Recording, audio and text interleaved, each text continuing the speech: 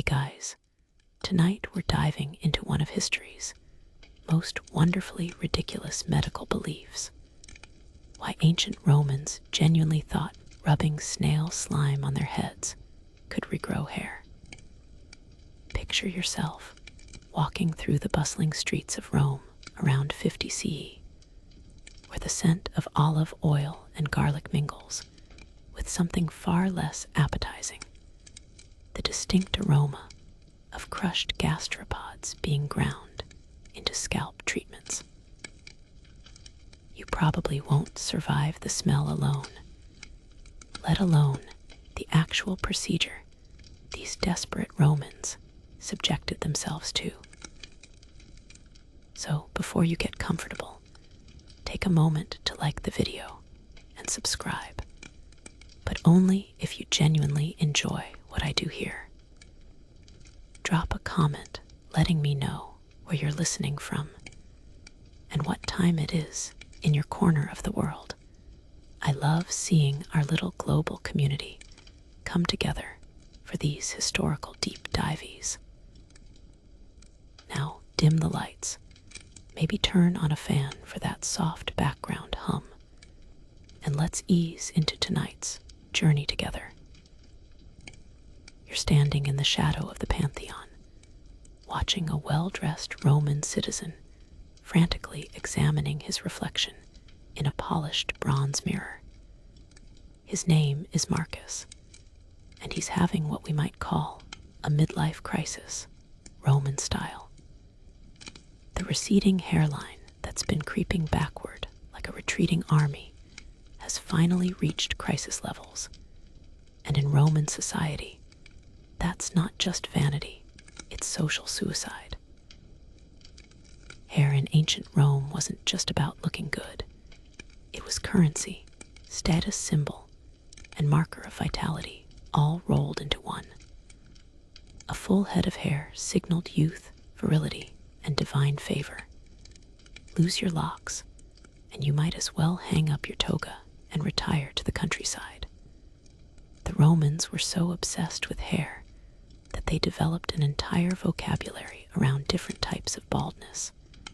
Calvus for completely bald, glaber for naturally hairless, and rarus for thinning. They had more words for hair loss than Eskimos supposedly have for snow. You watch Marcus run his fingers through what remains of his once glorious curls, probably wondering if he should invest in one of those elaborate comb-over styles that fooled absolutely nobody.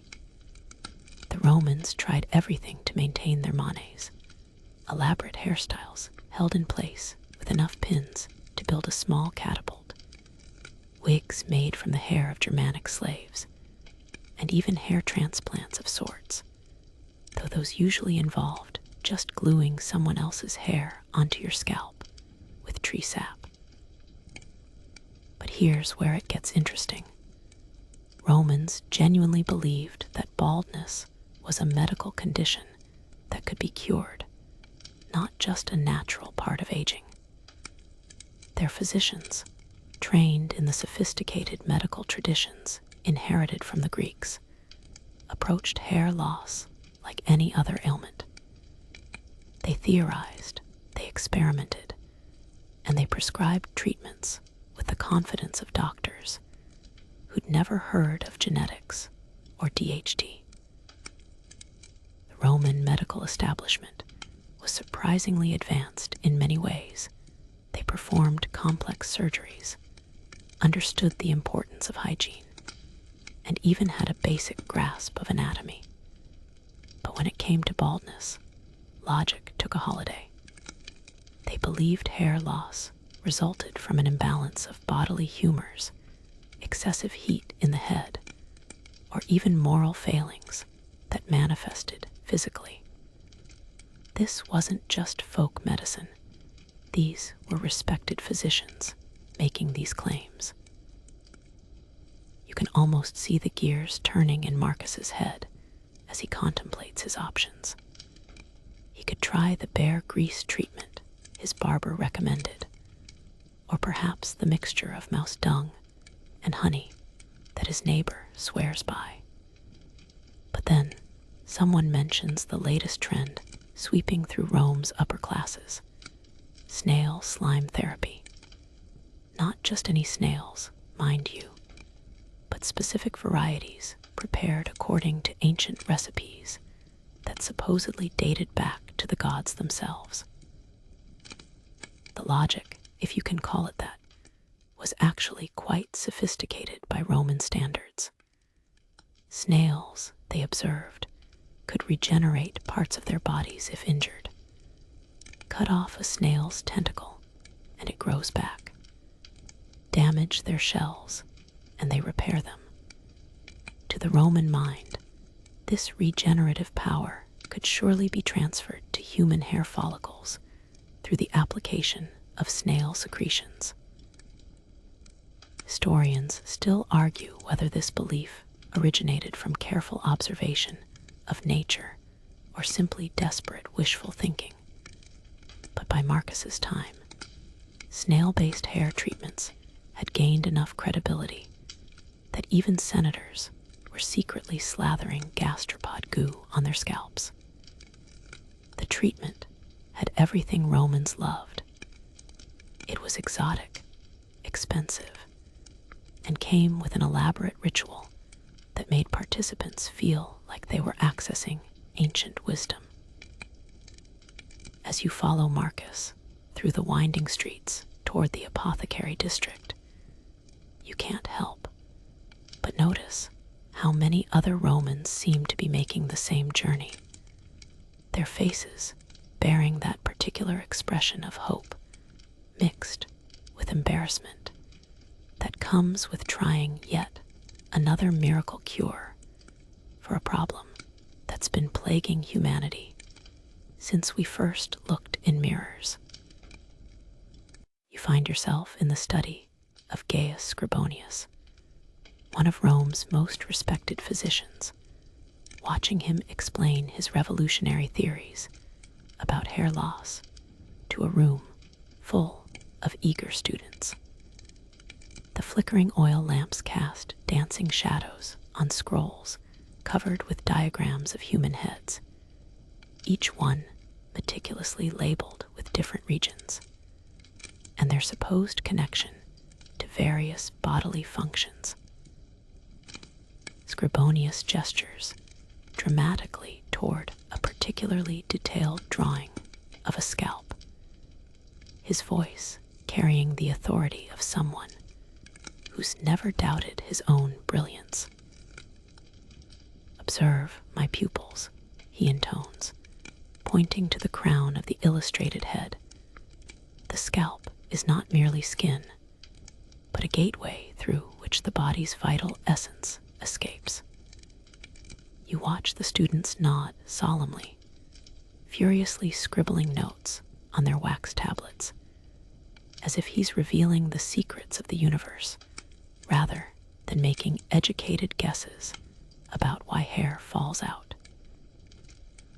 Roman medical theory was built on the foundation of Greek humoralism, the belief that health depended on balancing four bodily fluids: blood, phlegm, yellow bile, and black bile. When it came to hair loss, physicians had developed increasingly elaborate explanations that would make a modern dermatologist weep with laughter. They believed that excessive heat in the head caused hair follicles to cook themselves into submission, literally burning out like overworked oil lamps. But here's where Roman creativity really shined. They theorized that this heat wasn't just random bad luck, but the result of poor lifestyle choices, moral failings, or even divine punishment. Too much wine, your hair might abandon ship. Excessive anger, those follicles could pack up and leave in protest.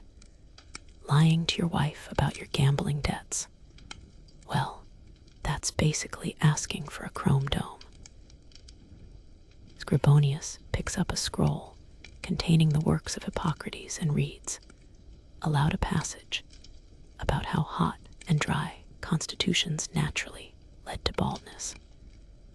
You can see his students trying to subtly assess their own hairlines, probably wondering if their fondness for spiced wine has doomed them to a future of fashionable hat wearing. The Romans took these theories so seriously that they developed detailed lifestyle recommendations for hair preservation that read like a monk's vows of abstinence. The physicians also believed in something they called sympathetic medicine, the idea that substances with certain properties could transfer those properties to the human body. This wasn't unique to Romans. Cultures worldwide have believed that eating brain makes you smarter, or drinking tiger blood makes you fierce. But Romans applied this logic with scientific precision that was both impressive and utterly wrong. They observed that animals with thick coats rarely went bald, so treatments often involved applying hair from bears, lions, or wolves directly to balding scalps. They noticed that certain plants grew vigorously in all conditions, so extracts from these hardy specimens were ground into scalp tonics. And yes, they saw that snails could regenerate damaged parts of their bodies, leading to the logical conclusion that snail secretions could regenerate hair follicles. You watch Scribonius demonstrate the palpation technique for diagnosing the type of baldness his patient was experiencing. He's feeling around Marcus's scalp like he's reading Braille, nodding knowingly as he presumably detects subtle variations in temperature, moisture, and what he calls follicular vitality. Marcus sits perfectly still, clearly hoping this learned man can solve his problems with the same confidence he's displaying.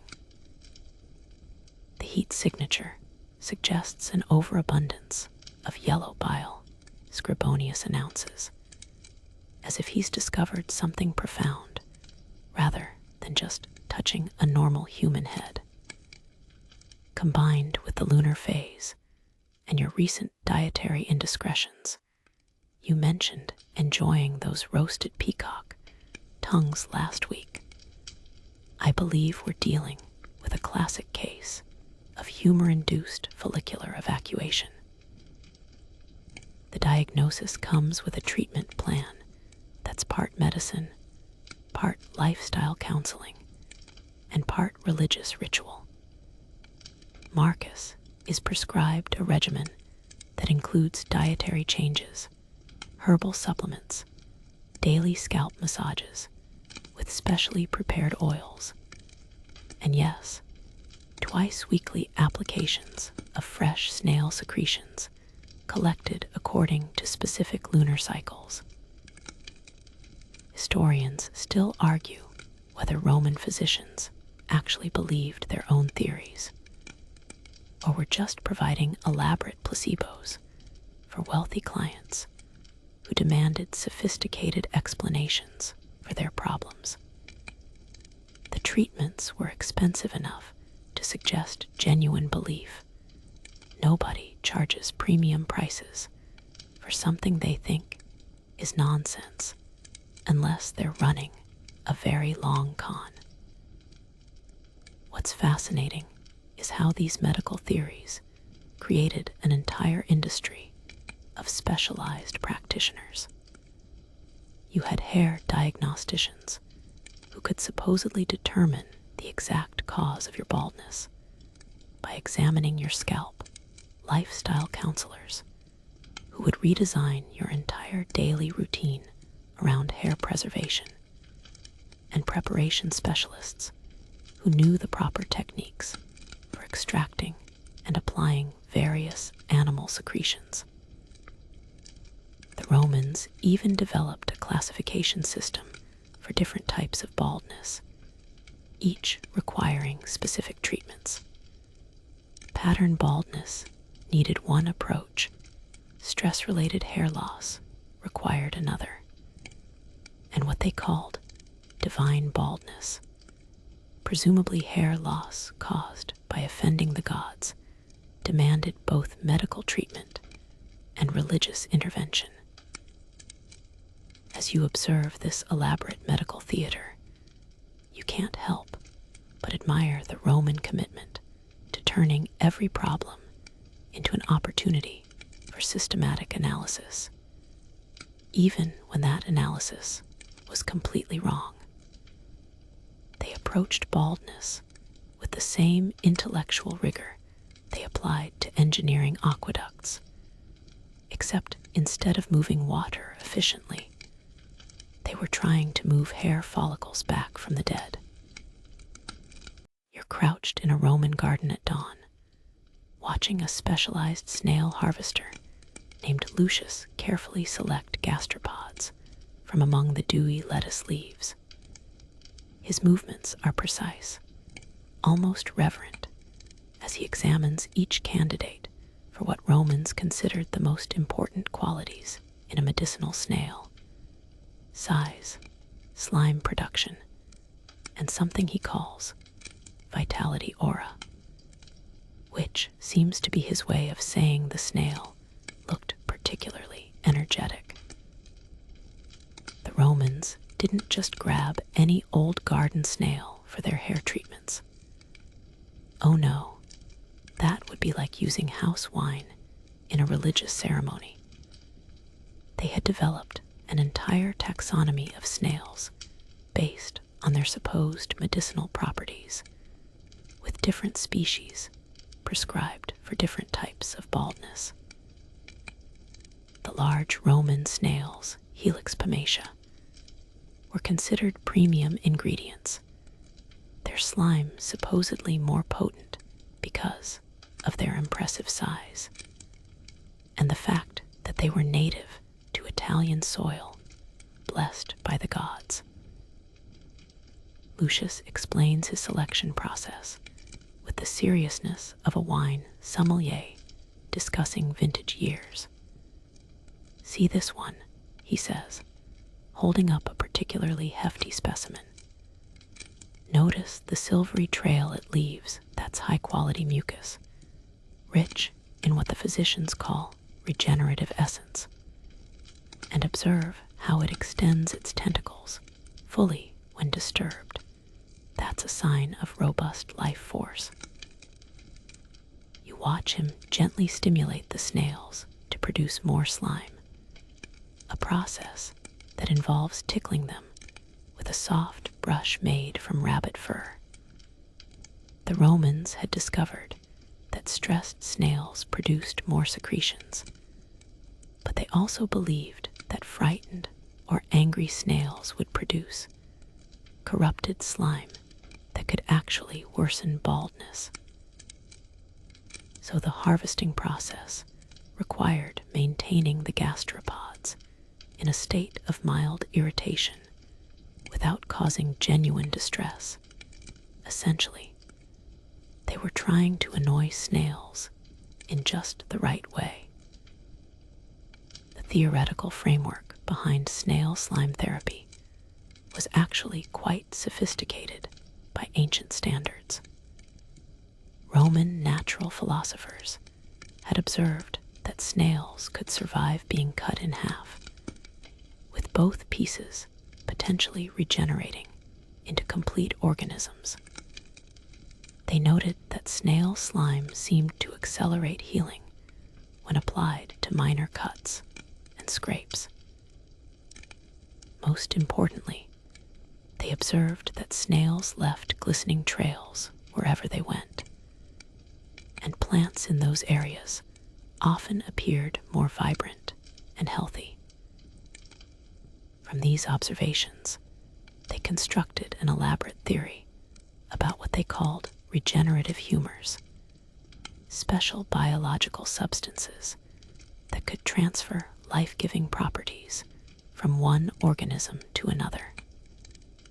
Snail slime, they believed, was was concentrated regenerative humor, capable of awakening dormant hair follicles and restoring them to their youthful productivity. The preparation of snail slime for medical use was an art form that combined chemistry, ritual, and what we might generously call creative pharmacology.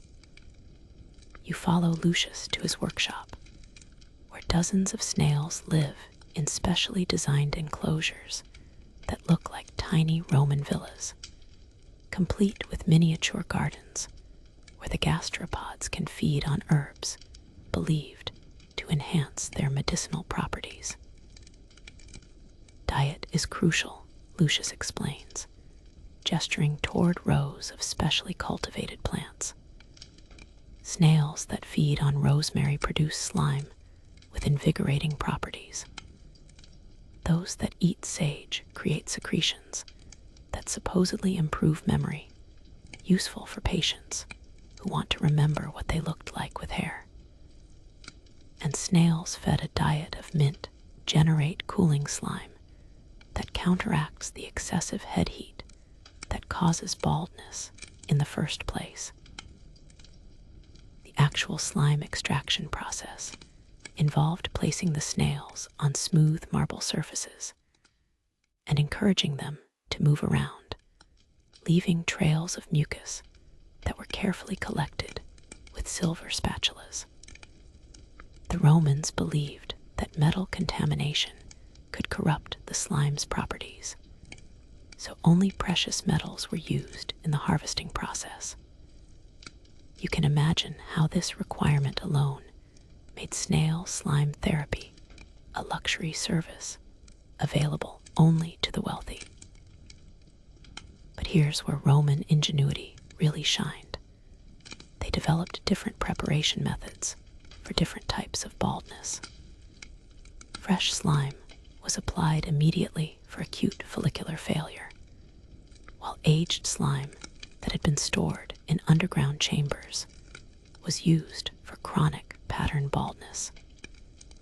They even created slime concentrates by evaporating the water content, leaving behind what they claimed was pure regenerative essence in crystalline form. The Romans also discovered that snail slime mixed well with other ingredients, creating compound treatments that supposedly addressed multiple causes of hair loss simultaneously. Popular combinations included snail slime with honey for sweetness that would attract hair back to the scalp, snail slime with wine because Romans added wine to everything, and snail slime with ground pearls because if you're already doing something ridiculous, you might as well make it expensive. Historians still argue whether any of these treatments actually worked, but modern research has revealed that snail slime does contain compounds like allantoin and glycolic acid that have genuine moisturizing and exfoliating properties.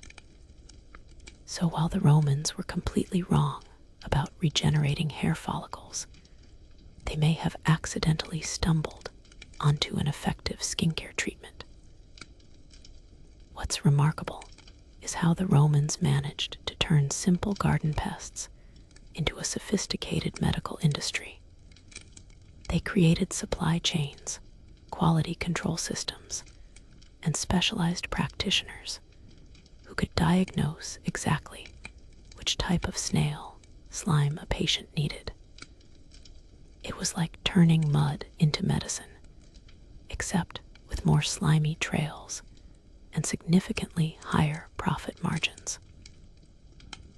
As you watch Lucius carefully package his freshly harvested slime in small clay pots sealed with wax, you can't help but admire the Roman ability to systematize absolutely everything, even when that system was built on completely incorrect assumptions about how hair growth actually works. You find yourself in the personal library of Gaius Plinius Secundus, better known to history as Pliny the Elder, watching one of Rome's most influential natural historians dictate notes to a scribe about the medicinal properties of various gastropods. Scrolls cover every surface, and the air is thick with the scent of papyrus and ink as Pliny paces back and forth, gesturing enthusiastically while describing his latest observations about snail-based medicine. "Write this down, Marcus," he commands his long-suffering secretary. "The common garden snail, when properly prepared according to the methods I shall describe, possesses remarkable restorative properties for conditions affecting the human scalp." You watch the scribe's stylus pause momentarily. Even he seems skeptical before dutifully recording his master's words for posterity. Pliny the Elder was the Wikipedia of the ancient world, a man so obsessed with collecting and cataloging knowledge that he literally died pursuing it during the eruption of Mount Vesuvius in 79 CE. His encyclopedic work, Natural History, became the definitive reference for everything from astronomy to zoology, and unfortunately for future baldness sufferers, it included detailed instructions for using snail slime as a hair restoration treatment. What made Pliny's endorsement so powerful wasn't just his reputation as a scholar, but his methodology. He didn't just repeat folklore or urban legends. He claimed to test treatments personally and interview people who had used them successfully. When Pliny wrote about snail slime therapy, he included specific case studies, detailed preparation instructions, and even warnings about potential side effects, lending an air of scientific credibility to what was essentially elaborate, wishful thinking. You observe him examining a collection of snails that have been brought to his villa for research purposes. Unlike the casual garden variety gastropods most Romans used, Pliny's specimens come from specific regions across the empire, each supposedly possessing unique medicinal properties. He's created what might be history's first systematic study of medicinal snails, complete with detailed drawings and notes about habitat, diet, and slime production. The snails of Gaul produce secretions particularly effective for restoring hair to men of advancing years, he dictates, while gently prodding a large specimen with a bronze probe.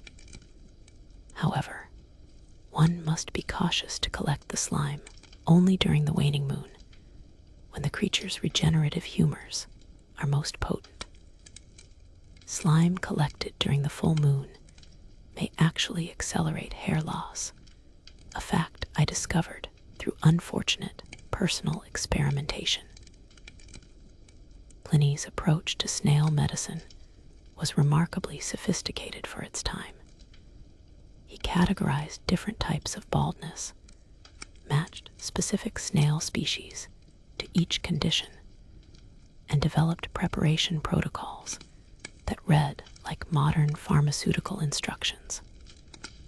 His work included dosage recommendations, treatment schedules, and even combination therapies that incorporated multiple types of gastropod secretions. But here's what made Pliny truly dangerous to future bald Romans.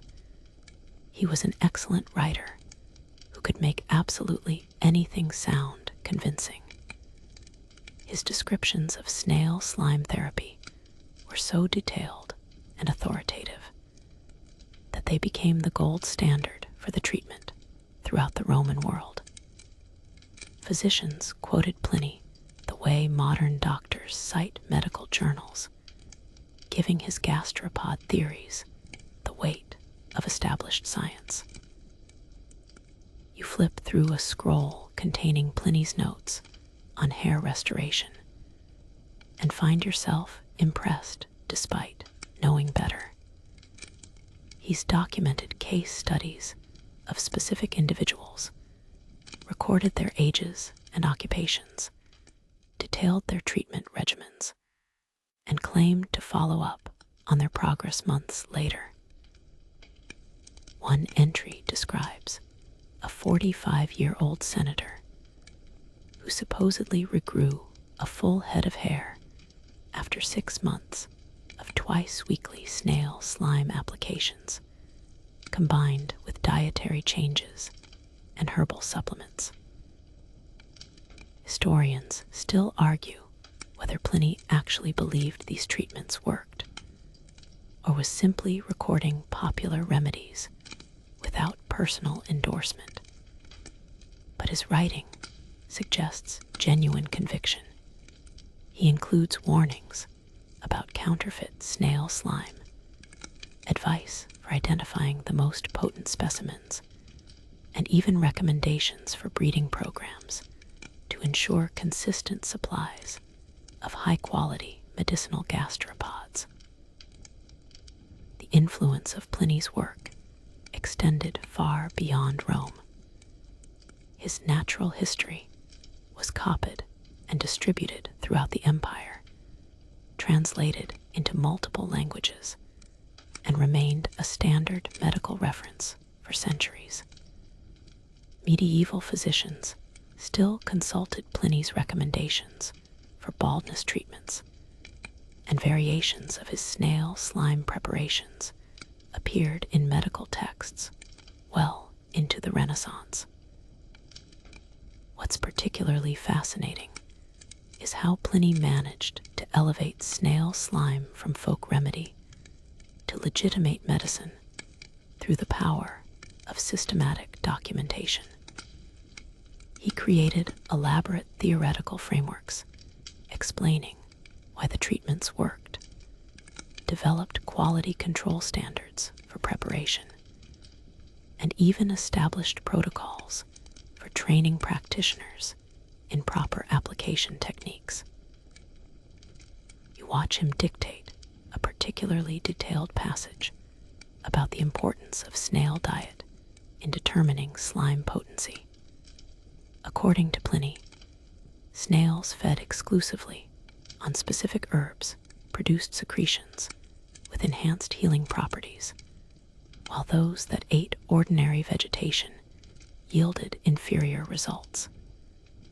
This led to the development of specialized snail farms where gastropods were raised on carefully controlled diets.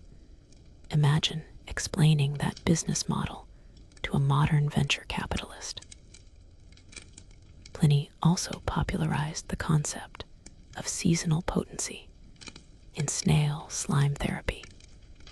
He claimed that slime collected during certain times of year was more effective, creating a complex calendar system that determined when treatments should begin, how long they should continue, and when patients could expect to see results.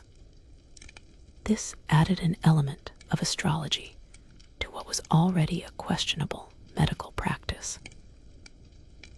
As you observe Pliny's meticulous documentation process, you can't help but appreciate how one person's enthusiasm and authority could legitimize an entire medical movement. His work transformed snail slime from a weird folk remedy into a respectable treatment endorsed by Rome's intellectual elite, demonstrating the dangerous power of authoritative writing when applied to completely incorrect ideas. You're standing in the courtyard of a wealthy Roman's villa, watching an elaborate morning ritual that would make a modern spa treatment look like a quick haircut. Servants scurry about preparing what they call the gastropod chamber, essentially a marble-lined room where snails will spend the next several hours producing the slime that will supposedly restore their master's receding hairline to its former glory. The process begins before dawn with the careful selection of snails from specially maintained gardens. These aren't your average lettuce-munching pests. These are prize specimens that have been pampered like tiny Roman citizens. You observe a servant named Gaius examining each snail with the intensity of a jeweler appraising diamonds, checking for signs of health, vitality, and what he calls slime readiness. Apparently, stressed or unhappy snails produce inferior secretions. Temperature is crucial, Gaius explains, as he arranges the selected snails on a series of heated marble slabs. Too cold, and the creatures become sluggish, producing thick, viscous slime that won't spread properly. Too warm, and they retreat into their shells, refusing to cooperate. We maintain the marble at exactly the temperature of a healthy human forehead, warm enough to encourage activity, cool enough to prevent distress. The Romans had turned snail slime collection into a precise science that involved more equipment than most modern medical procedures. You see specially designed scrapers made from silver and ivory, collection vessels carved from precious stones, and even tiny brushes for encouraging particularly reluctant gastropods to produce their secretions. The entire setup looks like a cross between a chemistry lab and a temple ritual. The actual harvesting process is mesmerizing in its absurdity. Servants use soft brushes to gently stimulate the snails, encouraging them to move across the marble surfaces and leave glistening trails of mucus. The slime is collected immediately using silver spatulas. Romans believed that contact with base metals would corrupt the medicinal properties, and transferred to crystal containers that are kept at specific temperatures to preserve potency. But here's where Roman ingenuity really shined. They developed different stimulation techniques for different types of slime. Some snails were encouraged to crawl over rough surfaces to produce thick, adhesive secretions. Others were placed on smooth marble to generate thin, easily absorbed slime. A few were subjected to gentle vibrations, using specially tuned bronze instruments, creating what practitioners claimed was harmonically enhanced mucus with superior healing properties. You watch a master slime preparer named Lucius demonstrate the proper technique for what he calls encouraging gastropod cooperation.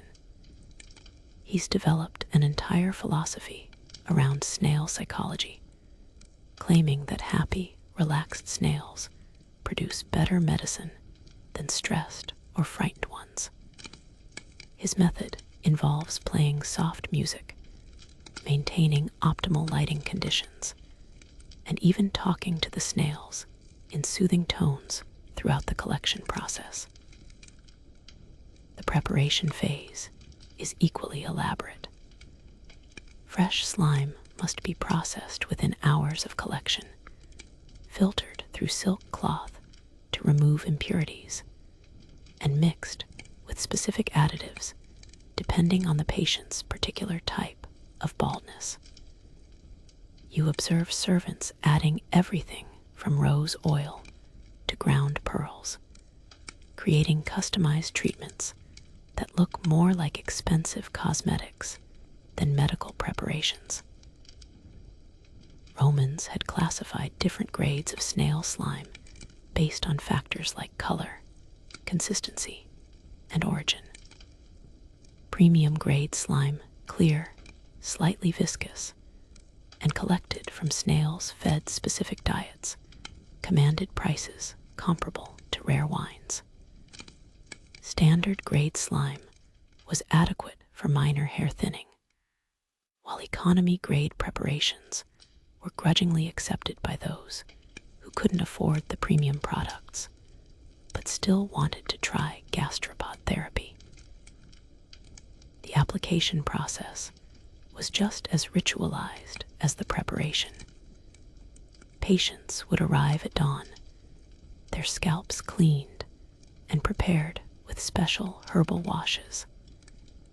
The slime was warmed to body temperature and applied using techniques that supposedly maximized absorption. Some practitioners used gentle massage. Others employed specific patterns believed to stimulate hair follicles. And a few incorporated what they called sympathetic magic, drawing symbols on the scalp with slime while reciting incantations for hair growth. Historians still argue whether the elaborate preparation rituals were genuine attempts to improve treatment efficacy or simply theatrical elements designed to justify high prices. But the level of detail involved suggests that practitioners genuinely believed their methods made a difference. They maintained detailed records of which preparation techniques worked best for different patients, constantly refining their approaches based on observed results. What's remarkable is how this cottage industry created employment for dozens of specialized workers. You had snail selectors, slime collectors, preparation specialists, application technicians, and even quality control inspectors who tested each batch for proper consistency and potency. It was like a small manufacturing operation dedicated entirely to the production of gastropod-based hair restoration treatments. The Romans even developed seasonal production schedules based on supposed variations in slime quality throughout the year.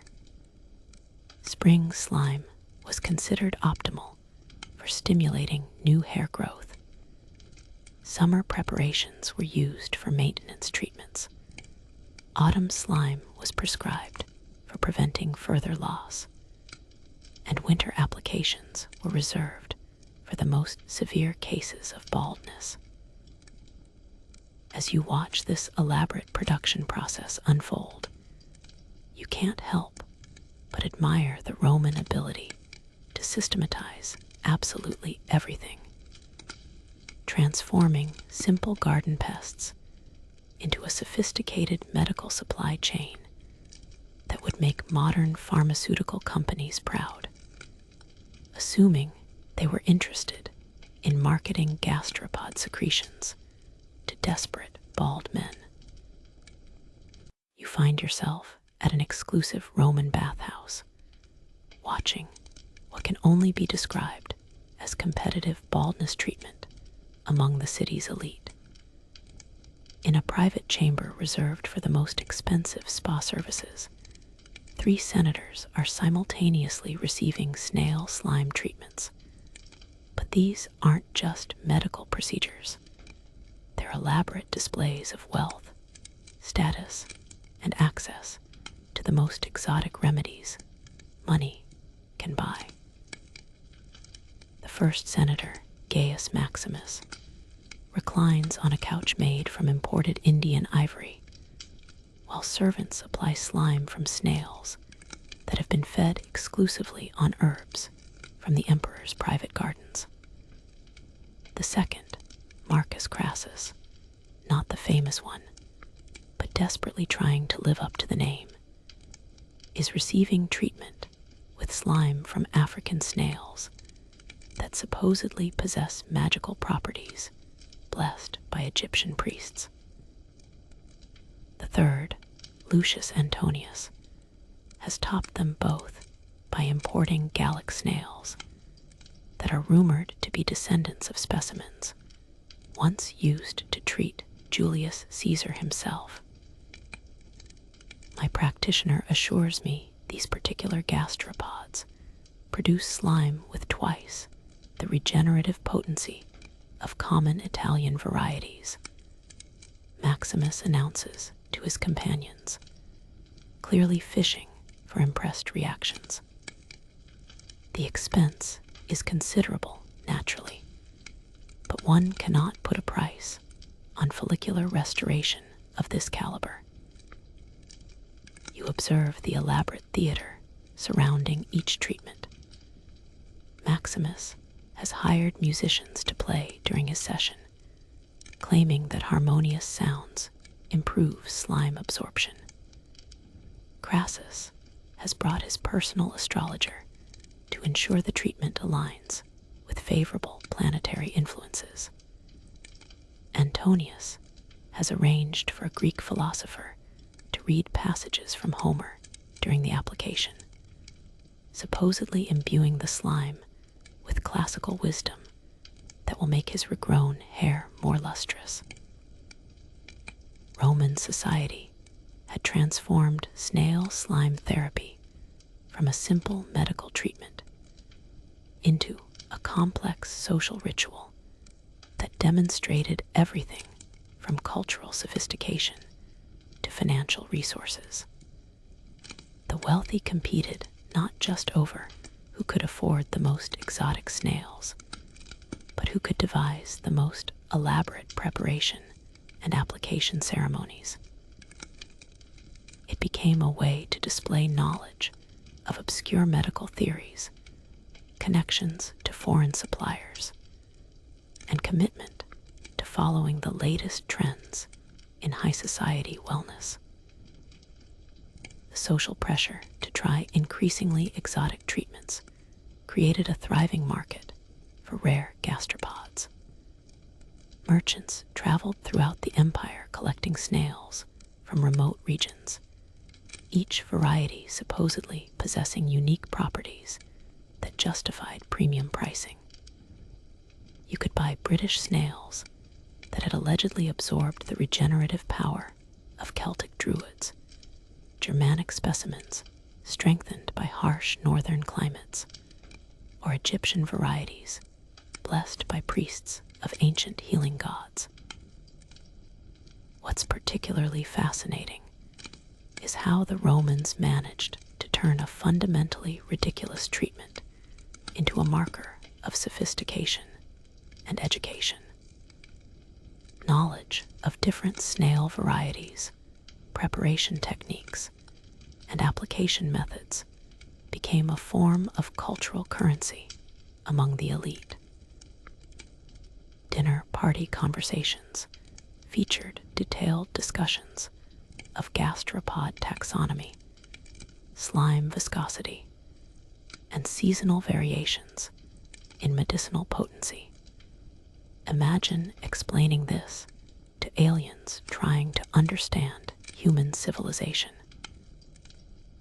You watch as Maximus's treatment reaches the massage phase, where a specially trained practitioner applies the slime using techniques supposedly developed by Greek physicians who had studied under Hippocrates himself. The masseur explains each movement, describing how specific circular motions stimulate different types of hair follicles, while straight strokes encourage better slime penetration into the scalp. The competitive aspect of these treatments led to increasingly absurd innovations. Some wealthy Romans began importing not just exotic snails, but the specific plants those snails had eaten, claiming that diet-controlled gastropods produced superior medicine.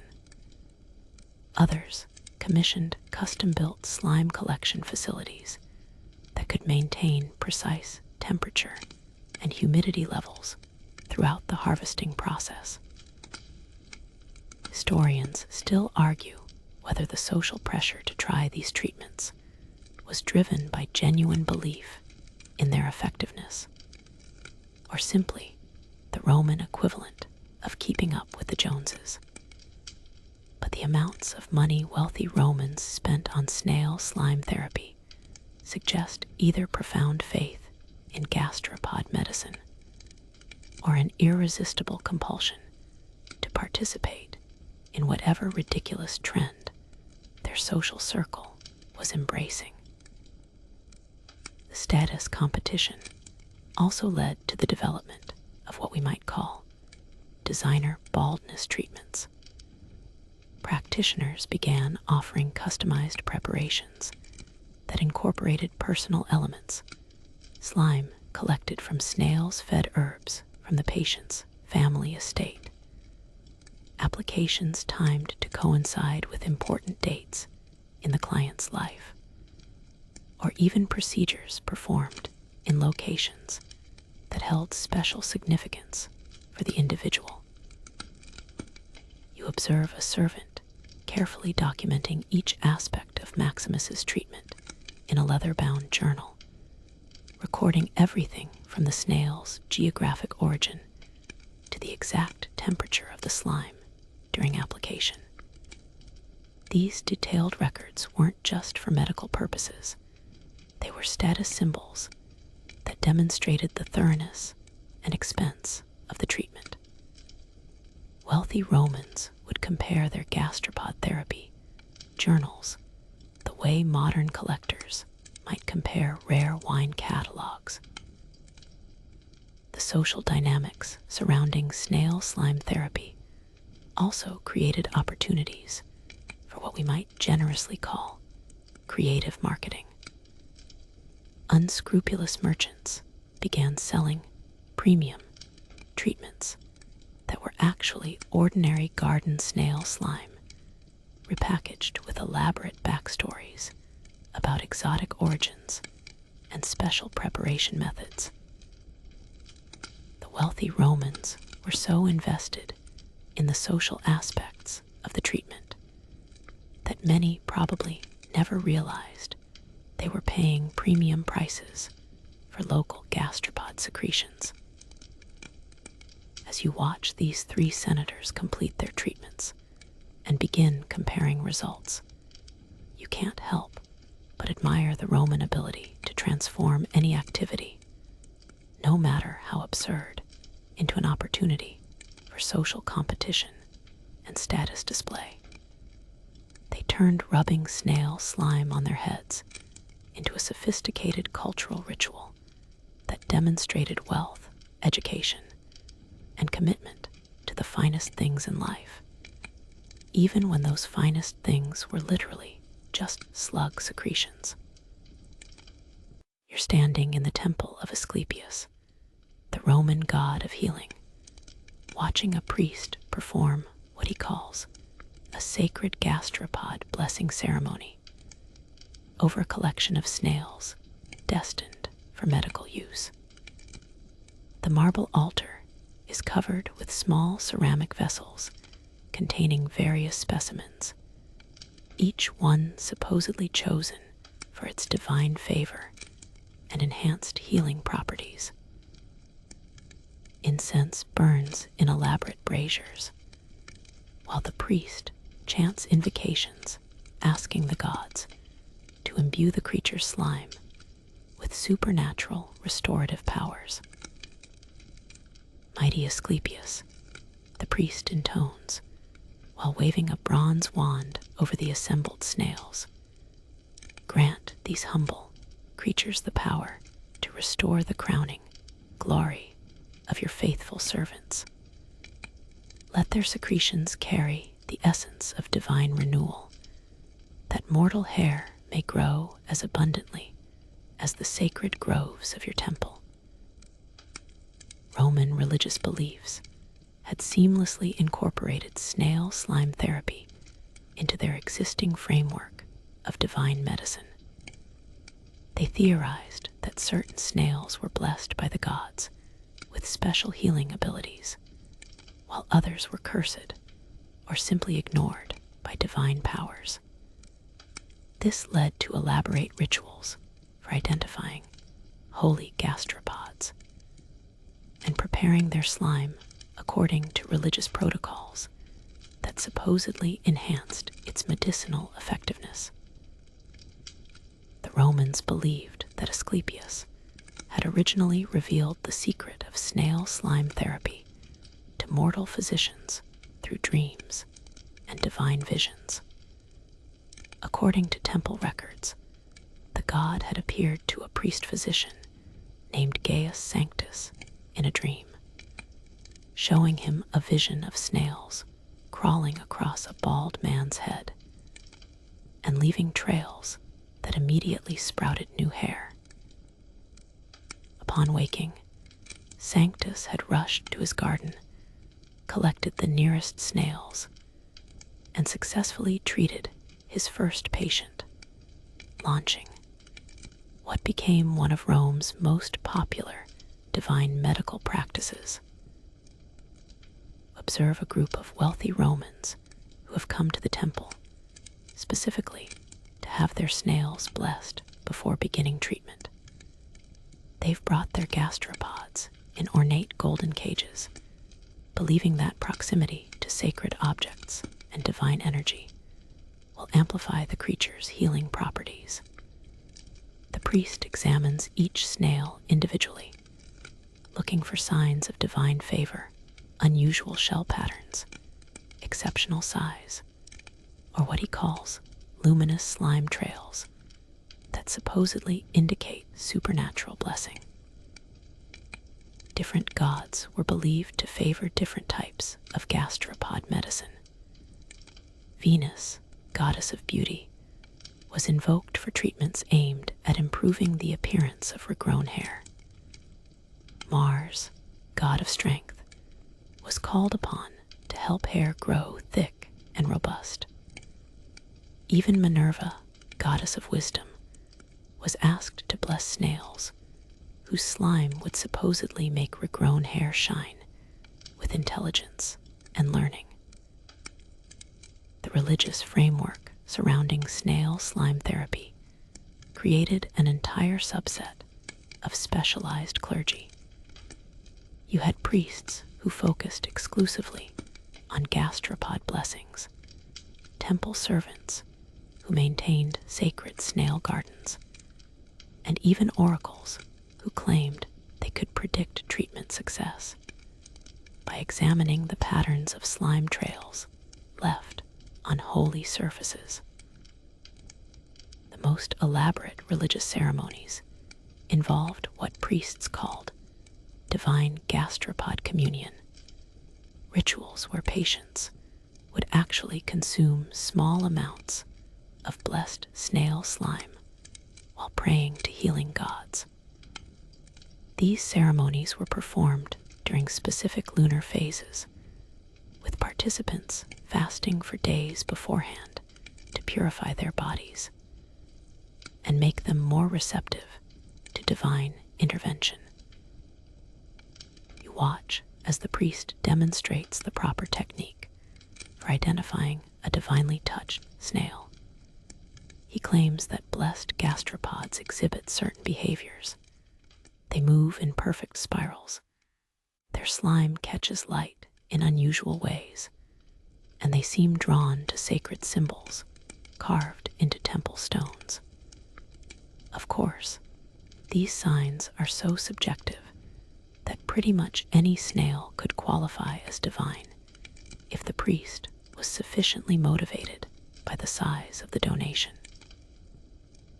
The Romans also developed elaborate theories about how different gods influenced snail slime in different ways. Apollo's blessing supposedly made slime more effective during daylight hours, while Diana's favor-enhanced treatments performed under moonlight. Jupiter's influence was said to make slime more potent for treating pattern baldness, while Bacchus, perhaps predictably, was invoked for treatments addressing hair loss caused by excessive drinking. Religious festivals began incorporating snail blessing ceremonies into their traditional celebrations.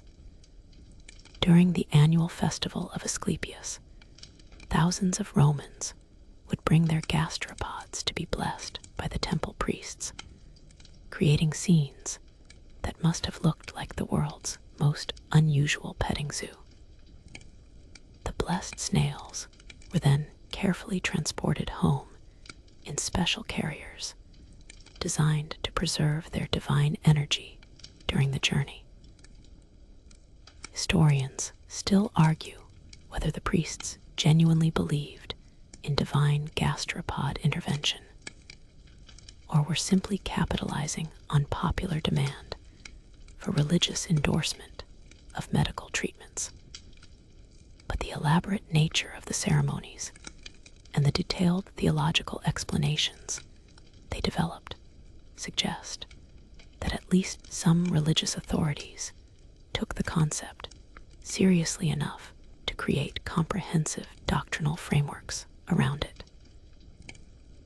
The integration of religious belief with snail slime therapy also led to the development of what we might call faith-based hair restoration.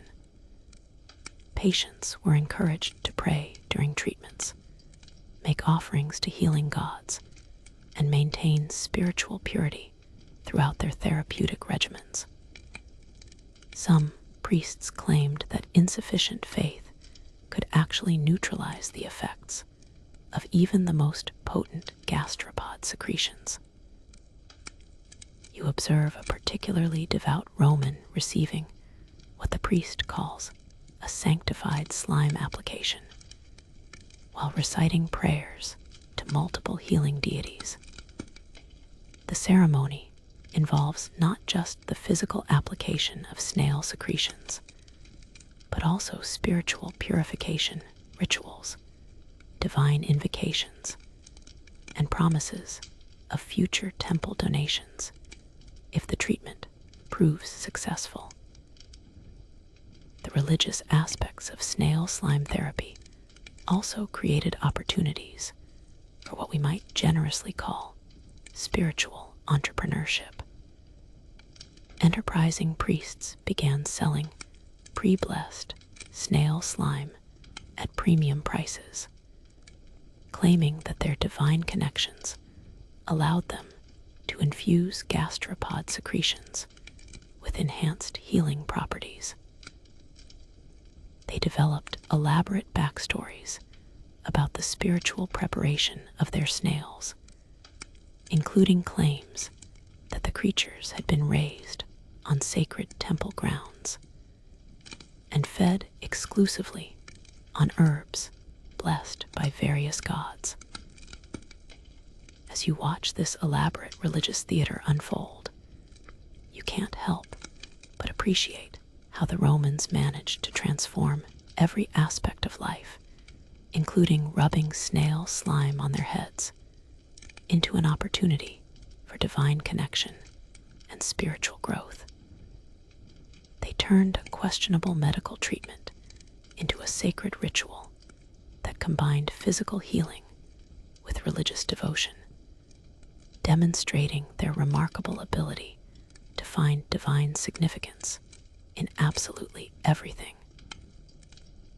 You find yourself in the workshop of Quintus Medicus, a Roman physician who has gained fame throughout the city for his innovative approaches to treating baldness. His shelves are lined with jars containing substances that would make a modern person question the sanity of ancient medicine. Bear fat mixed with crushed beetles, lion dung preserved in honey, and what he proudly calls his signature blend of crocodile grease and ground elephant tusks.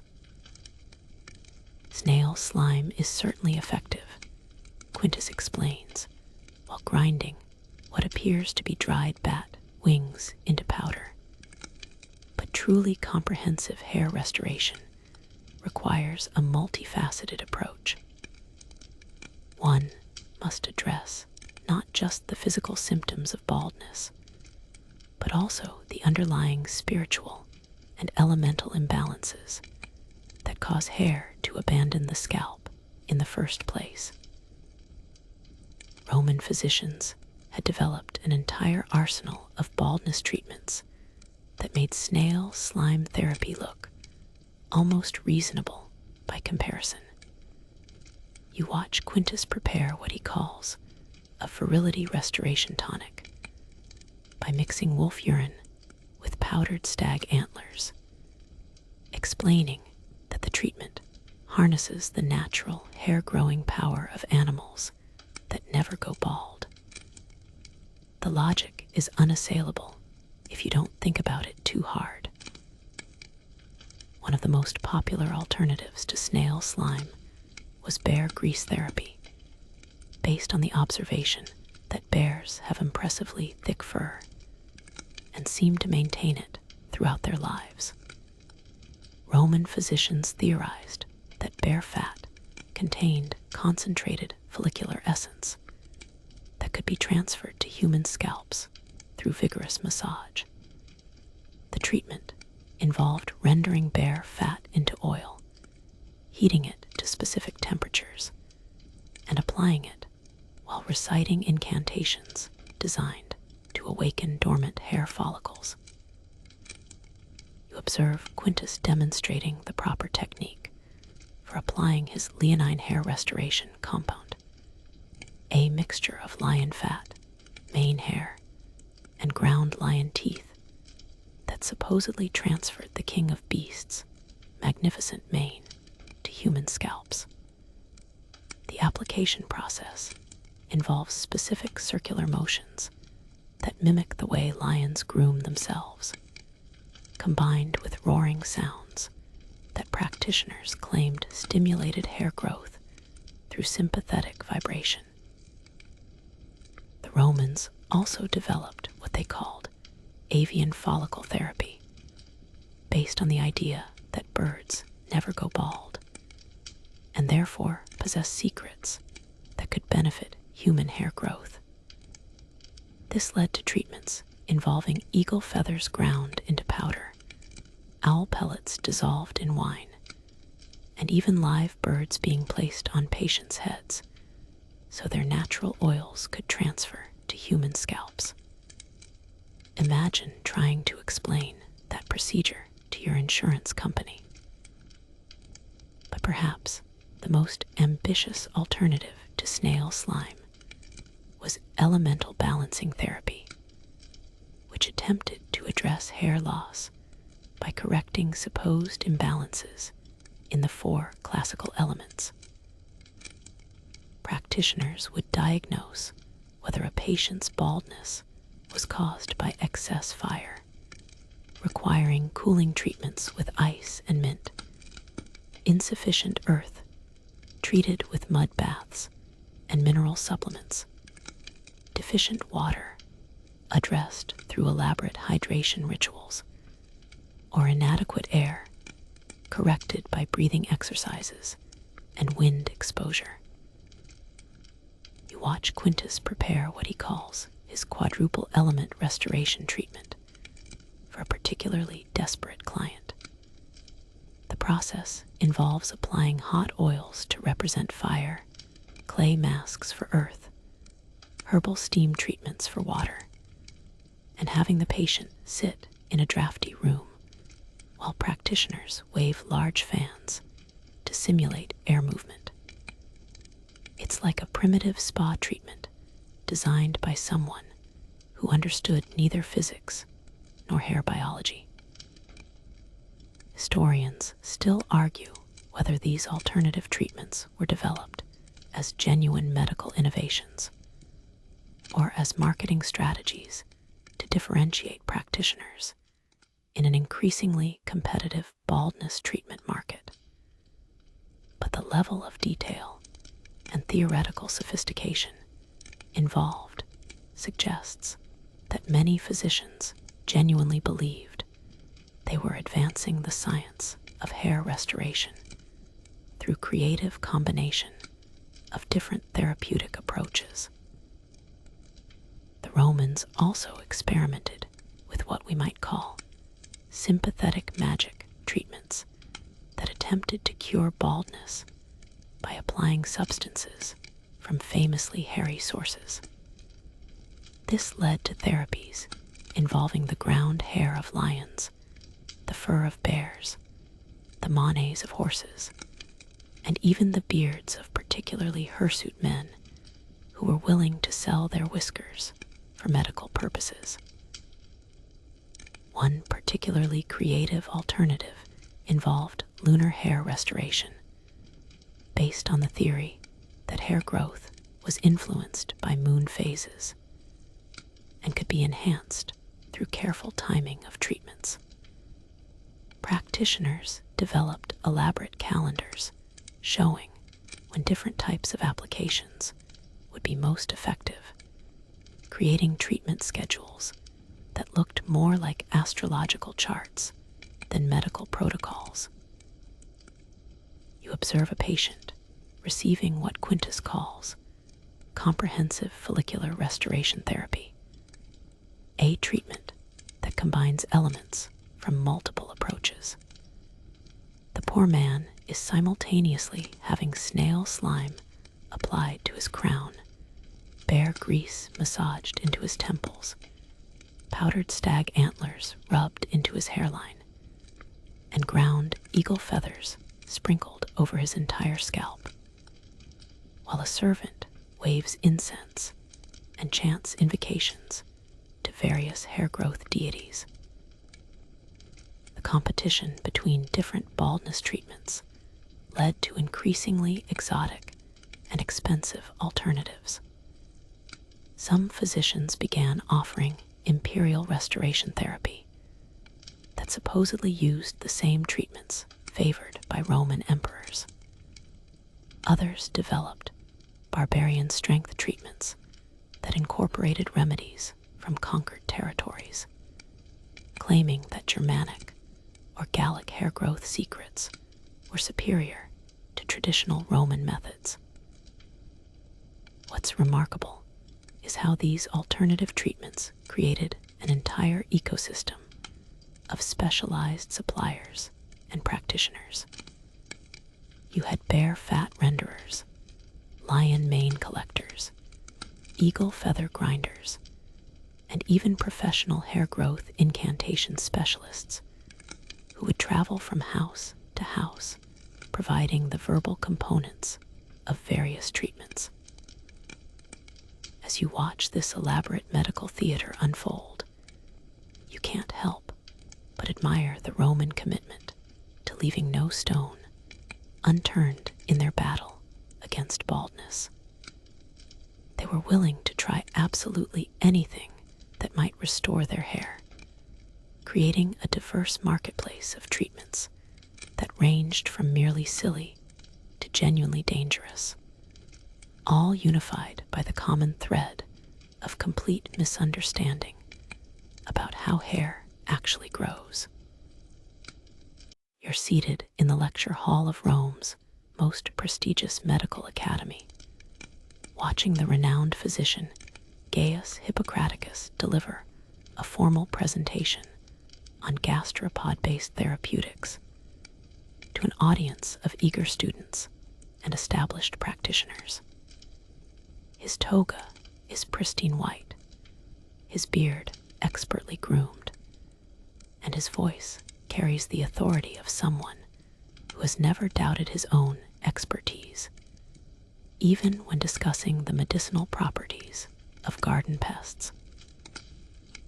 Colleagues, he begins, gesturing toward a detailed anatomical diagram that somehow manages to make snail slime application look like serious medical procedure. We must approach gastropod therapy with the same rigor we apply to any other therapeutic intervention. The casual application of mollusk secretions without proper diagnostic assessment is not medicine, it is mere folk remedy. The influence of respected medical authorities like Hippocraticus, was crucial in legitimizing snail slime therapy among Rome's educated classes. These weren't backyard healers or traveling snake oil salesmen. They were trained physicians who had studied anatomy, understood the theory of humors, and could cite Greek medical texts with scholarly precision. When they endorsed gastropod medicine, they brought the full weight of medical establishment credibility to what was essentially an elaborate placebo treatment. You observe the students taking careful notes as Hippocraticus explains his diagnostic criteria for determining whether a patient is suitable for snail slime therapy. He's developed a complex assessment system that evaluates everything from scalp temperature to the pattern of hair loss, the patient's dietary habits, and even their emotional state. It's impressively thorough for a procedure that involves rubbing gastropod secretions on people's heads. Roman medical education emphasized systematic observation and logical reasoning, principles that the physicians applied to snail slime therapy with the same seriousness they brought to treating broken bones or fever. They developed classification systems for different types of baldness, created detailed treatment protocols, and even established training programs for practitioners who wanted to specialize in gastropod medicine. The key to successful gastropod therapy, Hippocraticus continues, lies in understanding the individual patient's constitutional type and matching it with the appropriate variety of mollusk secretion. A sanguine temperament requires cooling snail slime, while a melancholic disposition responds better to warming gastropod preparations. His students nod sagely, as if this makes perfect sense rather than being complete nonsense dressed up in medical terminology. The medical establishment's embrace of snail slime therapy was helped by the Romans' reverence for Greek medical traditions. When respected physicians could cite Hippocrates or Galen in support of gastropod treatments, even if those citations were creative interpretations of ancient texts, it lent an air of classical authority to the practice.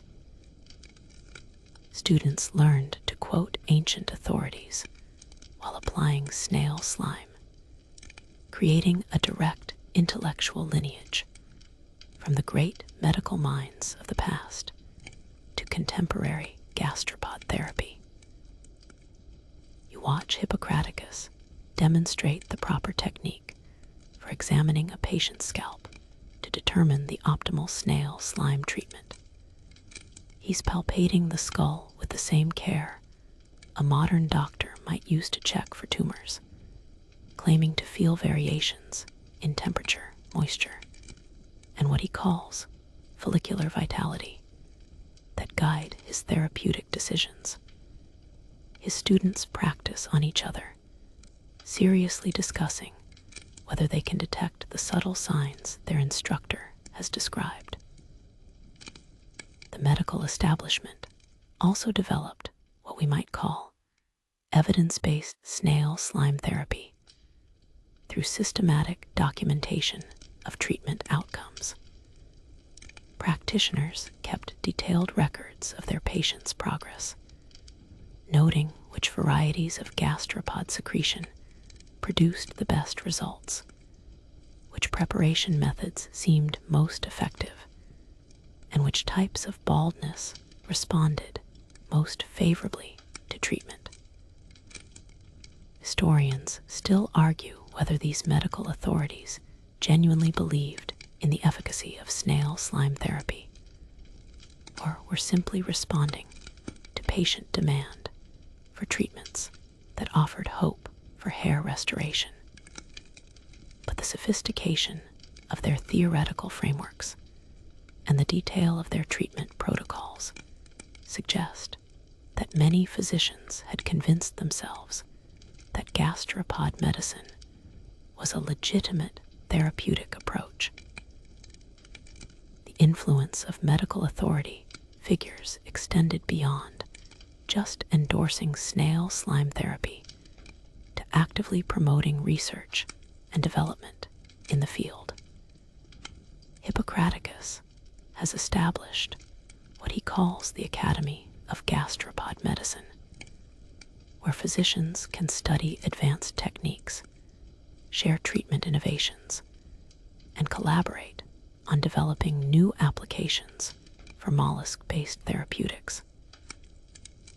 You observe a group of younger physicians presenting their research on what they call comparative gastropod analysis, a study examining the relative effectiveness of different snail species for hair restoration. They've developed elaborate charts showing success rates, patient satisfaction scores, and even cost-effectiveness analyses that make their work look like legitimate medical research rather than an extended exercise in confirmation bias. The medical establishment's endorsement of snail slime therapy also led to the development of professional standards and certification programs. Practitioners could earn credentials in gastropod medicine, complete apprenticeships with established experts, and even specialize in specific applications like pediatric snail slime therapy or geriatric gastropod treatments. What's particularly fascinating is how the medical establishment managed to create elaborate theoretical explanations for why snail slime therapy worked, even though their understanding of hair biology was fundamentally incorrect. They developed complex theories about how gastropod secretions interacted with human physiology, creating scientific-sounding explanations that satisfied both practitioners and patients. As you listen to Hippocraticus conclude his lecture with a call for continued research into the therapeutic applications of mollusk secretions, you can't help but appreciate the power of medical authority to legitimize absolutely anything. These respected physicians transformed a folk remedy into a sophisticated medical practice through the simple expedient of applying their considerable intellectual abilities to creating elaborate justifications for something that didn't actually work.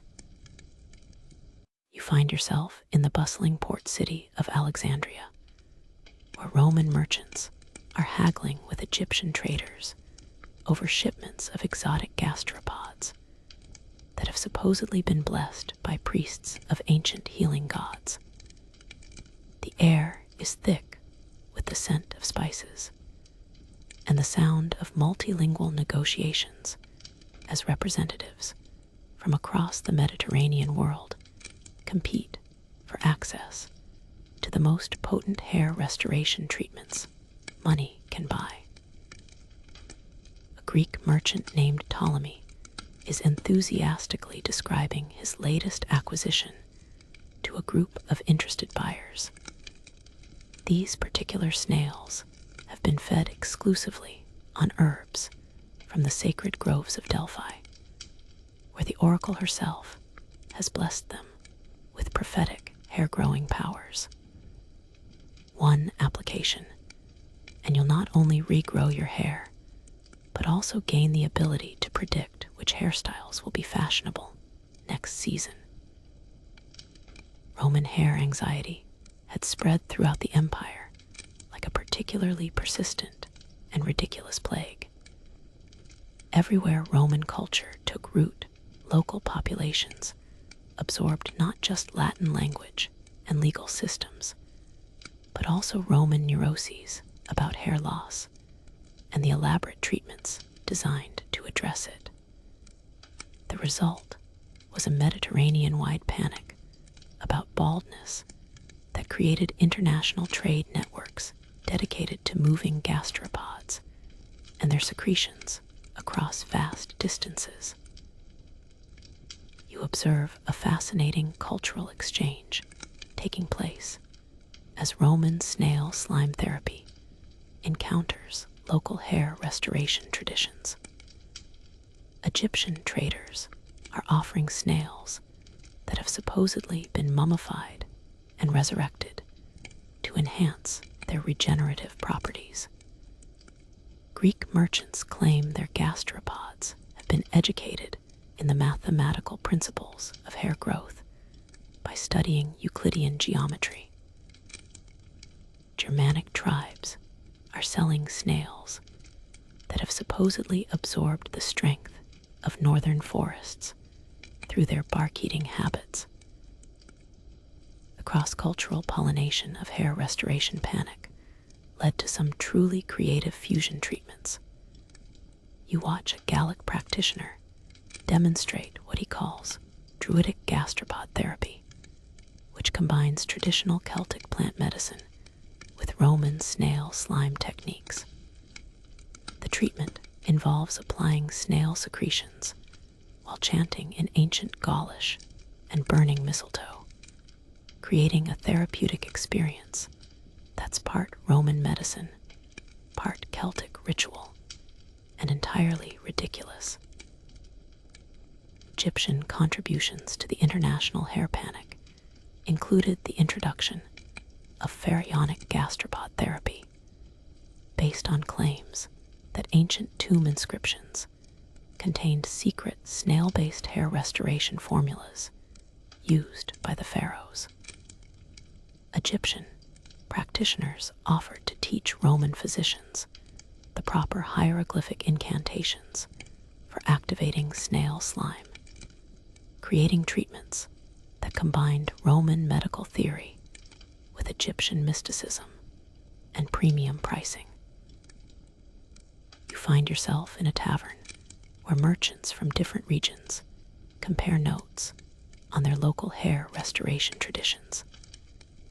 A Spanish trader describes how his people use snails that have been exposed to volcanic ash, claiming the mineral content enhances follicular regeneration. A North African representative explains how desert snails develop enhanced survival abilities that translate into superior hair-growing power when their slime is properly harvested. The international nature of the hair panic also led to the development of what we might call gastropod tourism. Wealthy Romans began traveling to distant provinces, specifically to receive exotic hair restoration treatments that weren't available in Italy.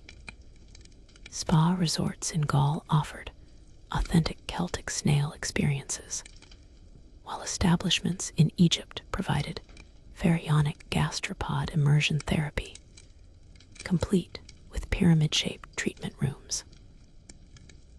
Historians still argue whether the spread of Roman hair anxiety was a natural consequence of cultural exchange or a deliberate marketing strategy by enterprising merchants who recognized a profitable export opportunity. But the speed with which snail slime therapy spread throughout the empire suggests that baldness fears were either genuinely universal or remarkably contagious. The cross-cultural mixing of hair restoration traditions also led to increasingly elaborate combination treatments. You observe a practitioner who claims to offer universal gastropod therapy that incorporates snail slime techniques from every corner of the empire. His treatment involves Roman diagnostic methods, Greek theoretical frameworks, Egyptian mystical elements, Celtic herbal supplements, and Germanic strength-building exercises, creating a therapeutic experience that's like a United Nations of hair restoration nonsense. Different cultures brought their own variations to the basic snail slime concept. Germanic tribes emphasized the importance of using snails that had survived harsh winters, claiming that cold weather gastropods developed enhanced regenerative abilities. Mediterranean cultures focused on snails that had been exposed to maximum sunlight, theorizing that solar energy stored in gastropod secretions could awaken dormant hair follicles. The international gastropod trade also created opportunities for what we might generously call creative product development. Merchants began offering specialized snails for different ethnic hair types, claiming that Roman snails worked best for Latin hair, while Germanic gastropods were optimized for Northern European follicles. Greek snails were supposedly ideal for philosophical hair growth, while Egyptian specimens were marketed for their ability to create hair with the lustrous quality of royal wigs. You watch a group of international merchants collaborating on what they call a gastropod exchange program, where snails from different regions are crossbred to create hybrid gastropods with enhanced medicinal properties. The resulting creatures are marketed as cosmopolitan snails that combine the best hair-growing qualities from multiple cultures in a single, premium-priced package. The cultural exchange also led to the development of international standards for gastropod quality and preparation. Merchants established trade organizations that certified authentic regional snails, created quality control protocols for slime harvesting, and even developed a primitive form of international patent protection for specific preparation techniques. As you observe this remarkable scene of cross-cultural collaboration in the service of complete medical nonsense, you can't help but appreciate how human anxiety can create surprisingly sophisticated international systems of trade, communication, and cooperation, even when the underlying premise is absolutely ridiculous.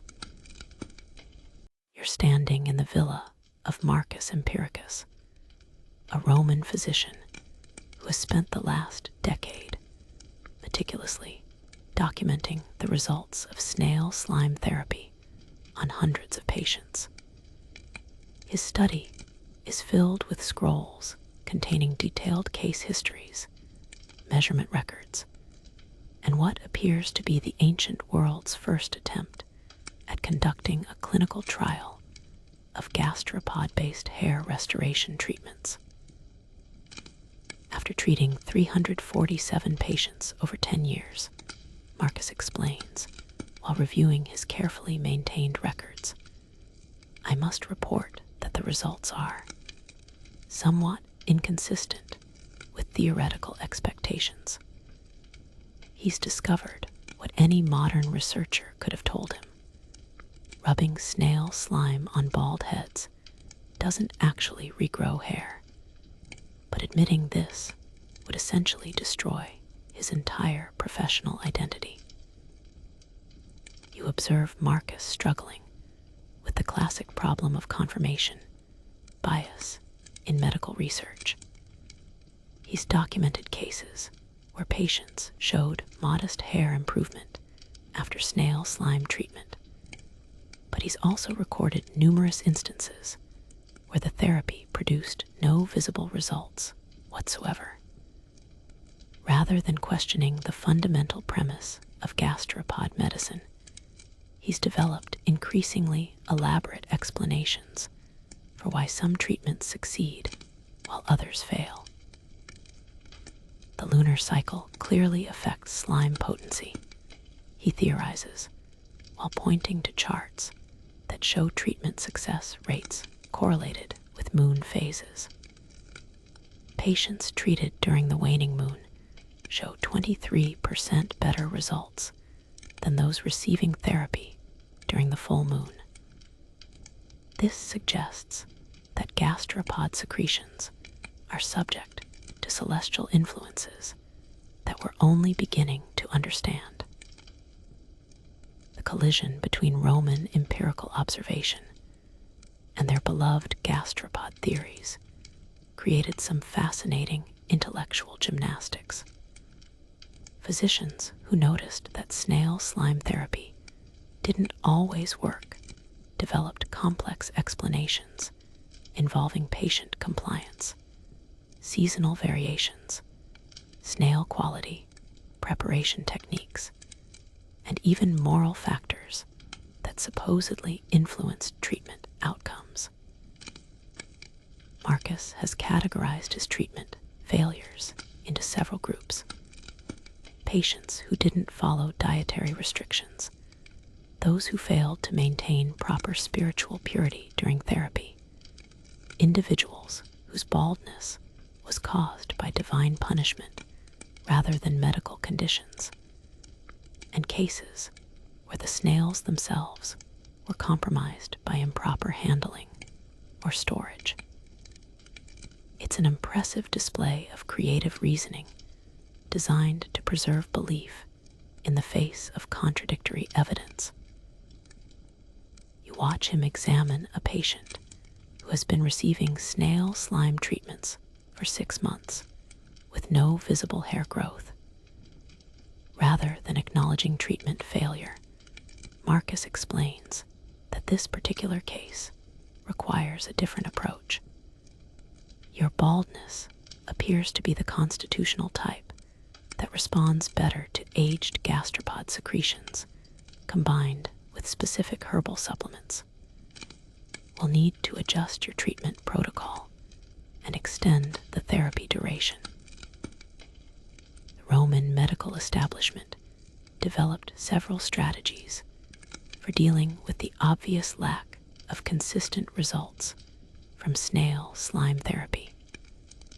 Some physicians claimed that only certain types of baldness could be cured by gastropod treatments, while others insisted that successful therapy required perfect compliance with elaborate preparation and application protocols that were almost impossible to follow correctly.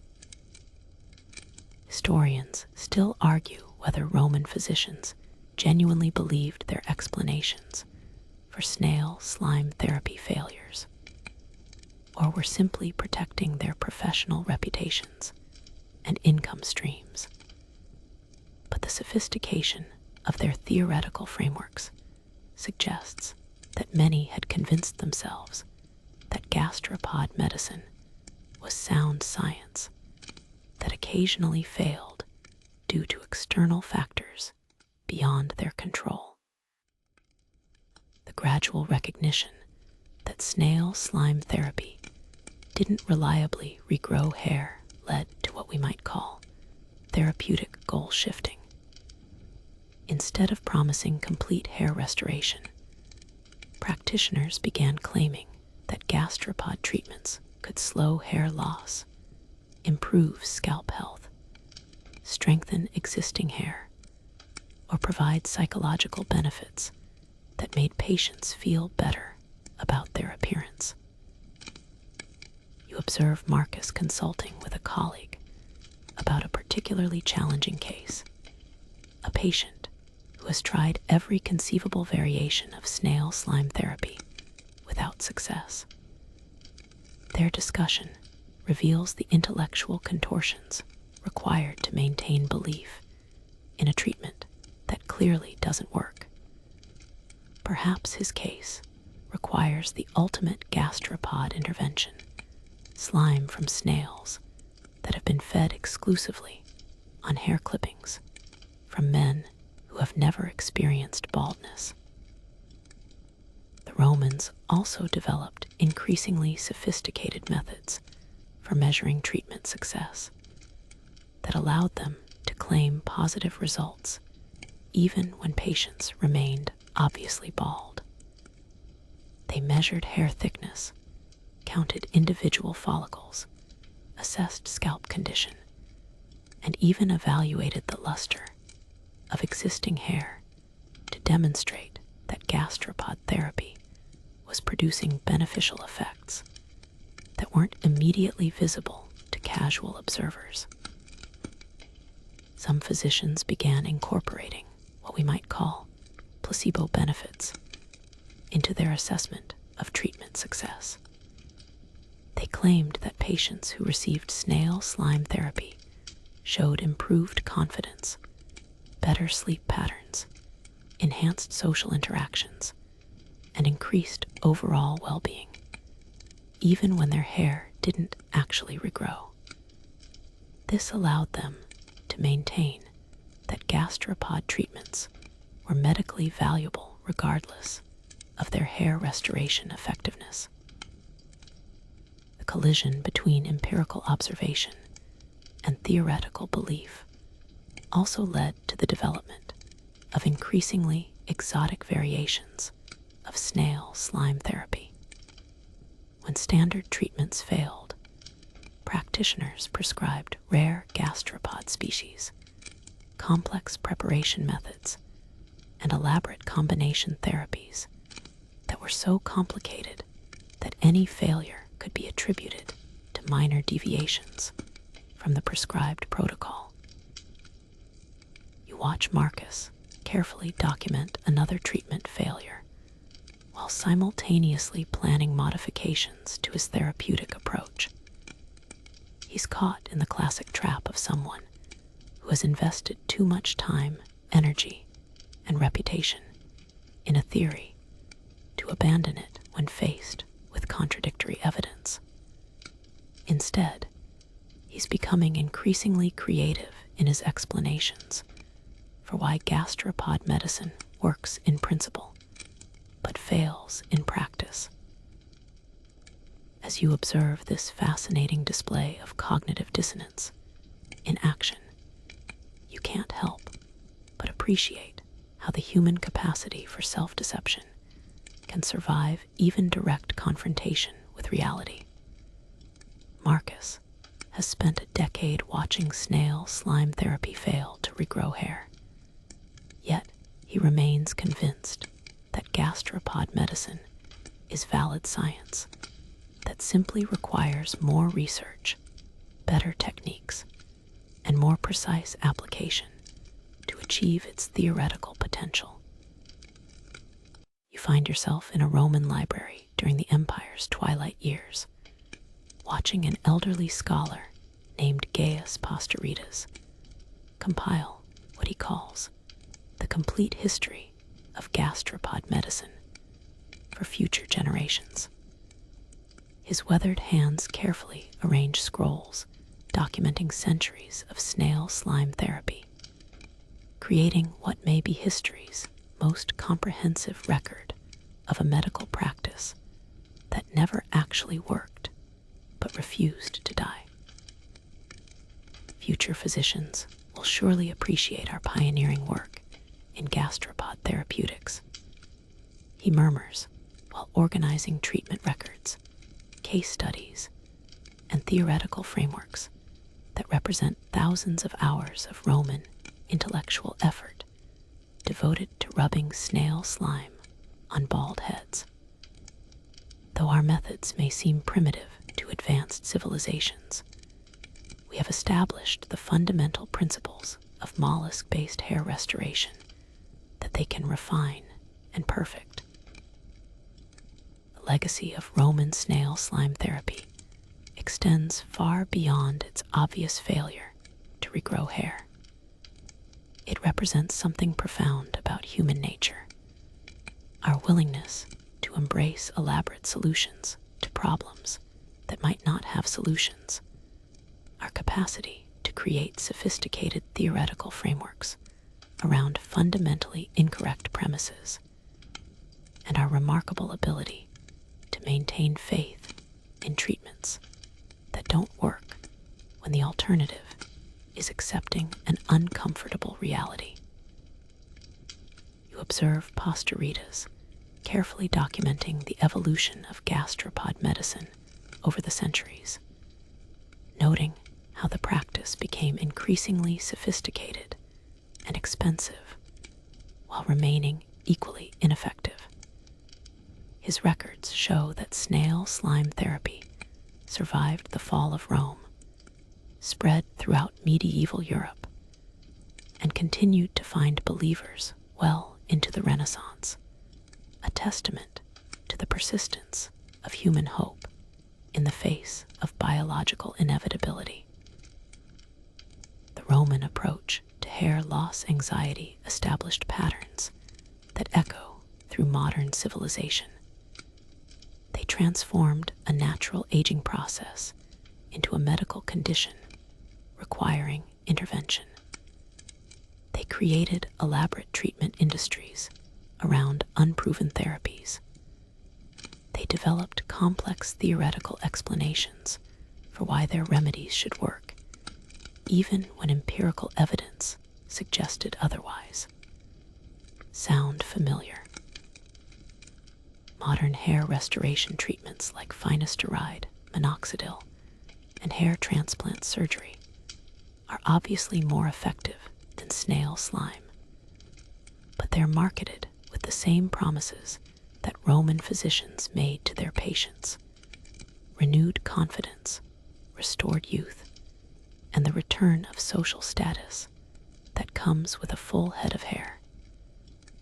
The underlying anxiety remains unchanged, even as the treatments have evolved. You watch Posteritas write what appears to be his final assessment of gastropod medicine. Though critics may question the consistent efficacy of snail slime therapy, we must remember that medicine is as much art as science.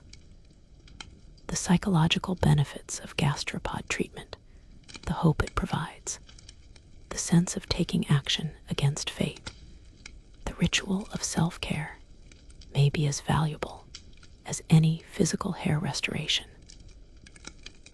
The Romans pioneered what we might call lifestyle medicine around hair loss, creating comprehensive approaches that addressed diet, exercise, stress management, and spiritual well-being, in addition to topical treatments. Modern integrative approaches to hair loss often include similar elements: nutritional counseling, stress reduction techniques, and holistic health assessments that treat baldness as a symptom of broader systemic issues. Historians still argue whether Roman snail slime therapy was purely exploitative or provided genuine psychological benefits that justified its persistence. But the elaborate rituals, community support, and sense of agency that gastropod treatments provided may have offered real value to patients, even if their hair didn't actually regrow. Sometimes the treatment process is as important as the treatment outcome. The international trade networks that developed around gastropod medicine also established precedents for modern medical tourism and global health markets. Romans traveled throughout the empire seeking exotic treatments, just as modern patients journey to foreign countries for cutting-edge hair restoration procedures. The human willingness to travel great distances and pay premium prices for miracle cures appears to be a universal constant. You notice posteritas, including a section on gastropod therapy innovations that never quite worked out. Snail slime pills for internal hair restoration, gastropod-based shampoos for daily maintenance, and even proposals for breeding specially enhanced snails with superior medicinal properties. These failed innovations parallel modern attempts to develop oral supplements, specialized hair care products, and genetic therapies for hair loss. The Roman experience with snail slime therapy also demonstrates how medical authority and social pressure can sustain ineffective treatments for centuries. When respected physicians endorsed gastropod medicine and wealthy citizens embraced it as a status symbol, the practice gained momentum that carried it through generations of practitioners and patients who should have recognized its limitations. As you prepare to leave Posteritas to his historical documentation, he looks up from his scrolls with an expression of genuine satisfaction. You know, he says, even if gastropod medicine never quite achieved its theoretical potential, it represented the best of Roman civilization.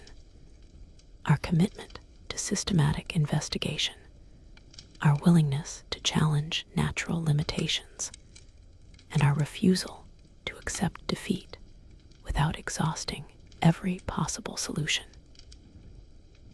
The wind down begins here, as you slowly retreat from the library and its dusty records of ancient medical ambition. You step out into the fading light of a Roman sunset, the warm air carrying the scent of olive trees and the distant sound of fountains that will continue flowing long after the empire has crumbled. The streets are quieter now, fewer people hurrying about their daily business, as if the city itself is settling into a peaceful evening rhythm. You think about Marcus and his morning mirror anxiety, Lucius harvesting slime from garden snails, and all the Roman citizens who genuinely believed they could defeat baldness through the application of gastropod secretions. Their hope was touching, their methods were absurd, but their underlying desire to maintain dignity and self-confidence in the face of aging remains timelessly human. The evening breeze carries whispers of other ancient remedies, other elaborate solutions to problems that have no easy answers. Perhaps tomorrow will bring news of some new miracle cure, some innovative approach that promises to solve the persistent mysteries of human biology. But tonight, as the Mediterranean world settles into twilight, you can rest peacefully knowing that some struggles are universal, some hopes are eternal, and some stories are worth telling even when they remind us of our own magnificent capacity for self-deception. The stars emerge one by one over the eternal city, witnessing the end of another day in humanity's long, often ridiculous, always hopeful journey through the mysteries of existence. And somewhere in the distance, a garden snail leaves its silver trail across a moonlit path, blissfully unaware of its brief but memorable role in the grand theater of human ambition.